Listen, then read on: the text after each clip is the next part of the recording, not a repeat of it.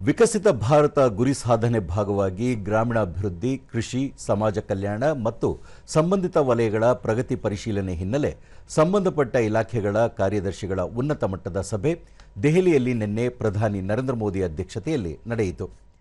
ಸಭೆಯಲ್ಲಿ ಸರ್ಕಾರದ ಸಂಪುಟ ಕಾರ್ಯದರ್ಶಿ, ಪ್ರಮುಖ ಸಚಿವಾಲಯಗಳ ಕಾರ್ಯದರ್ಶಿಗಳು ಹಾಗೂ ಪ್ರಧಾನಿ ಕಚೇರಿಯ ಹಿರಿಯ ಅಧಿಕಾರಿಗಳು ಭಾಗವಹಿಸಿದ್ದರು. ಸಭೆಯನ್ನುದ್ದೇಶಿಸಿ ಪ್ರಧಾನಿ ವಿಕಸಿತ ಭಾರತ ನಿರ್ಮಾಣದ ಕನಸು ಜನಾಂದೋಲನವಾಗಬೇಕು ಮತ್ತು ದೇಶದ ಯುವಕರು ಈ ದೃಷ್ಟಿಕೋನದ ಅಡಿಪಾಯವನ್ನು ರೂಪಿಸಬೇಕು. ನಾಗರಿಕ ಕಲ್ಯಾಣವು ಎಲ್ಲ ಸುಧಾರಣೆಗಳ ಮೂಲ ಉದ್ದೇಶವಾಗಬೇಕು. ಜನರ ಅಗತ್ಯಗಳನ್ನು ಪೂರೈಸುವ ನಿಟ್ಟಿನಲ್ಲಿ ಅಭಿವೃದ್ಧಿ ಹೊಸ ವೇಗವನ್ನು ಪಡೆಯಬೇಕು.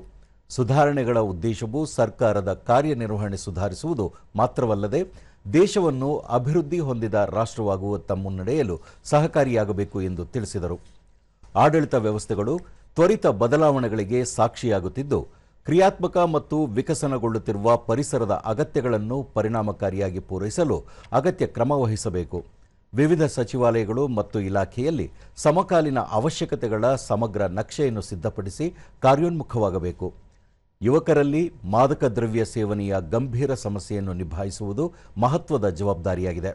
ಯುವ ಕೇಂದ್ರಿತ ಉಪಕ್ರಮಗಳಲ್ಲಿ ಅಂತರ ಇಲಾಖಾ ಸಮನ್ವಯ ಮತ್ತು ಸಾಂಸ್ಥಿಕ ಕಾರ್ಯವಿಧಾನ ಅತ್ಯಗತ್ಯ ಎಂದು ಹೇಳಿದರು. ಕ್ರೀಡೆಗಳ ಅಭಿವೃದ್ಧಿಗೆ ಸಮಗ್ರ ಕಾರ್ಯವಿಧಾನವನ್ನು ಅಳವಡಿಸಿಕೊಳ್ಳುವ ಅಗತ್ಯವಿದೆ. ಕ್ರೀಡಾ ಪ್ರವಾಸೋದ್ಯಮವು ಪ್ರಮುಖ ವಲಯವಾಗಿ ಹೊರಹೊಮ್ಮುತ್ತಿರುವುದರಿಂದ ಭಾರತವನ್ನು ಜಾಗತಿಕ ಕ್ರೀಡಾ ಕೇಂದ್ರವಾಗಿ ರೂಪಿಸಲು ಮತ್ತು ಅಂತಾರಾಷ್ಟ್ರೀಯ ಕ್ರೀಡಾಕೂಟಗಳನ್ನು ಆಯೋಜಿಸಲು ಸಿದ್ಧತೆಗಳನ್ನು ಕೈಗೊಳ್ಳಬೇಕು. ಈ ವಲಯದಲ್ಲಿ ನವೋದ್ಯಮಗಳ ಮೂಲಕ ತಂತ್ರಜ್ಞಾನವನ್ನು ಉತ್ತೇಜಿಸುವ ಮತ್ತು ನಾವೀನ್ಯತೆಯನ್ನು ಬೆಳೆಸುವ ಮಹತ್ವದ ಕುರಿತು ಗಮನ ಸೆಳೆದರು.